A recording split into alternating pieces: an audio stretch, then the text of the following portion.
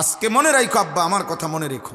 আমি বাবা বললাম, যারা জীবনটা সম্পূর্ণ মোবাইলের হাতে তুলে নিছ, অথবা এই রাত একটি ফজিলতপূর্ণ বরকতময় রাতে আমি বললাম, জীবনটা যারা মোবাইলকে নিয়ে একান্ত করে ফেলছ, কে মা কে বাবা, কি ধর্ম, কি আল্লাহ, কি রাসূল, কি তোমার কোরআন, কি তোমার ধর্ম, কিচ্ছুর সাথে যাদের সম্পর্ক নাই, মনে রাখবো আব্বা, একদিন এই গভীর রাতে আমি বললাম, একদিন যদি তোমরা বেঁচে থাকো আর এইভাবে লাগাতার মোবাইলে আসক্ত থাকো, অচিরেই একদিন এই মোবাইলে আসক্ত নাফরমান তোর হাতে ভিক্ষার থালা উঠবে, অভাব আর দারিদ্রতার করাঘাতে তোর জীবন জর্জরিত হবে। মনে রাখিস, আমি ভবিষ্যৎবাণী করে গেলাম, একদিন ভিক্ষার থালা হাতে উঠবে। কারণ অকর্মণ্য, অপদার্থ, অক্ষম মানুষ, কাপুরুষ পৃথিবীতে কোনোদিন কাজে লাগে না।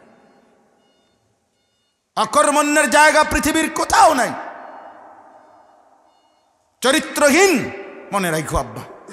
মানুষ সুদখুরকে সুদখুর বলে, মানুষ ঘুষখুরকে ঘুষখুর বলে, মানুষ মদখুরকে মদখুর বলে, মানুষ জুয়া খেলে যে জুয়ারি বলে।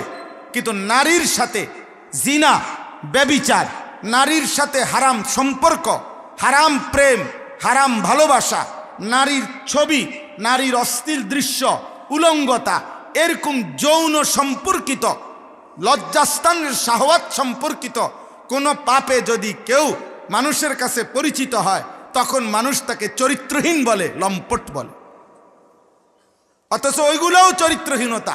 কিন্তু মূলত মনে রাখতে হবে, কোনো ছেলে, কোনো মেয়ে, তার ইজ্জত, তার সম্ভ্রম, তার হায়া, তার লজ্জা, তার লজ্জাস্থানের পবিত্রতা হেফাজত করা, এটাই হলো মূল আখলাক, মূল চরিত্র।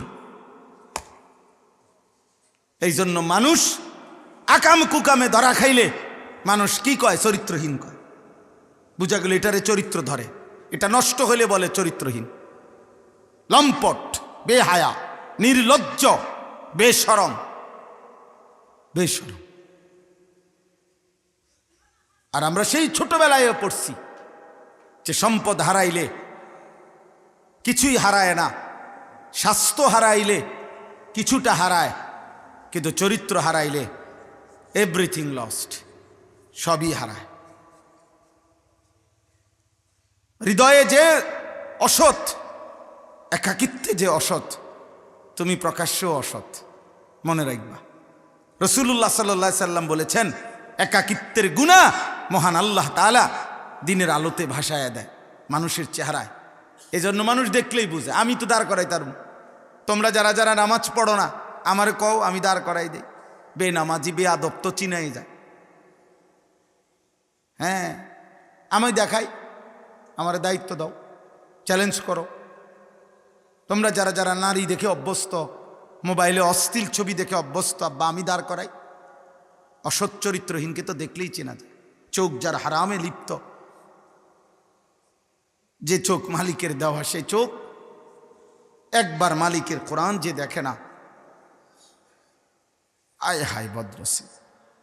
আল্লাহ তাআলা কোরআনুল কারীমে বলছেন, আলাম নাজআল লাহু আইনাইন, বান্দা আমি কি তোমাকে দুইটা চোখ দেই নাই?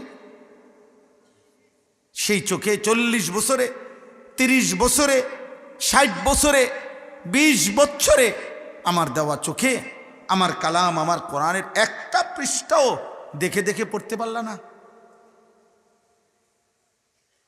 এই আমি কেমন চোখ দিলাম তোমারে, আমার কথা একবারও মনে পড়লো না?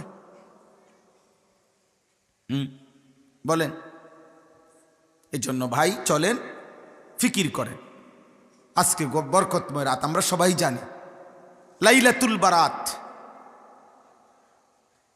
তাফসীরের ভাষায় এটাকে, কিতাবের ভাষায় এই বারাআত বলে, বারাকা বলে, রাহমা বলে, লাইলাতুন নিসফে মিন শাবান বলে, লাইলাতুস সাক বলে। অর্থাৎ এটা রহমতের রাত, এটা বরকতের রাত। এটা বারাআত মানে কেটে দেওয়া, অর্থাৎ আল্লাহ তাআলা এই রাত্রে বান্দার গুনাহ সম্পূর্ণ কেটে দিয়ে বান্দাকে যেন নতুন করে জান্নাতের উপযোগী বানায় দেয়। লাইলাতুস সাক অর্থ হইল চেক। কোনো মানুষ যেমন কাউকে বলছে খুশি হয়ে যে আমি ব্ল্যাঙ্ক চেক দিয়ে দিলাম, নিচে আমি সই দিয়ে দিছি, টাকার অঙ্ক তুমি বসায় নাও। আল্লাহ তাআলা যেন বলে, বান্দা আজ রাত আমি মাগফিরাতের ঘোষণা দিয়ে দিলাম, তোমার যত গুনাহ স্বীকার করে চোখের পানি ফেলে আমার কাছ থেকে মাফ করায় নাও। আমি ব্ল্যাঙ্ক চেক দিলাম। আমি 3টা গুনাহ মাফ করব এমন না, আমি 30টা গুনাহ মাফ করব এমন না, আমি 300 গুনাহ মাফ করব না, না সংখ্যা আমি বসাইলাম না, আমি শুধু মাগফিরাতের ঘোষণা দিলাম, আমি মাফ করব ঘোষণা দিলাম। তোমার গুনাহ যে পরিমাণ তুমি বসাও, তুমি বলো, তুমি স্বীকার করো, তুমি তওবা করো, আমি আল্লাহ তাআলা সব মাফ করে দেব, সব মাফ করে দেব। অনেক ফজিলতপূর্ণ রাত। এবং সবচেয়ে বড় কথা হইল এই লাইলাতুন নিসফে মিন শাবান, শাবানের এই মধ্যরাত অর্থাৎ 14 তারিখ দিবাগত এই রাত 15ই শাবান, এটা বুজুর্গানে দ্বীন উলামায়ে কেরাম মুহাদ্দিসিনে কেরাম বলছেন এটা রমজানের একেবারেই নিকটতম মুকদ্দমা, তামহিদ ভূমিকা। অর্থাৎ একজন মুমিনের উচিত আর কোনোভাবে দেরি না করে, আর একটা মিনিট দেরি না করে, কমপক্ষে আজকের এই 15 শাবান লাইলাতুন নিসফে মিন শাবান শবে বরাত যখন থেকে শুরু হইল সন্ধ্যা, এখন থেকে নিয়ে রমজানের প্রস্তুতি, রমজানের ইবাদত, রমজানের আমল, রমজানের জন্য নিজেকে সঁপে দেওয়ার, আর আল্লাহর কাছে রমজানের জন্য কাকুতি মিনতি করে চাওয়ার এবং নিজের গুনাহ মাফ করাইয়া পূর্ণ উদ্যমে রমজান আল্লাহর ইবাদত আর বন্দিগি পালন করার ভূমিকা স্বরূপ নিজেকে শতভাগ প্রস্তুত করাইয়া নেওয়ার ভূমিকা, তামহিদ এই শবে বরাত। অর্থাৎ আজকের পরে আর একদিনও দেরি করা ঠিক হবে না, একদিনও না, একদিনও না। আল্লাহ তাআলা যেন রমজানের অনেক কিছু দিবে, তার আগে 14 দিন আগে আল্লাহ তাআলা যেন আরেকটা গেটে আল্লাহ তাআলা বলছে, বান্দা আজকের রাতেই আমি অগণিত গুনাহ মাফ করব, আমি আল্লাহ তাআলা তোমাকে রহমত বরকত মাগফিরাত দেব, দিয়ে এটাকে পুঁজি নিয়া তুমি আগে বাড়ো রমজান পর্যন্ত। রমজানে রহমত মাগফিরাত আর নাজাত নিবা।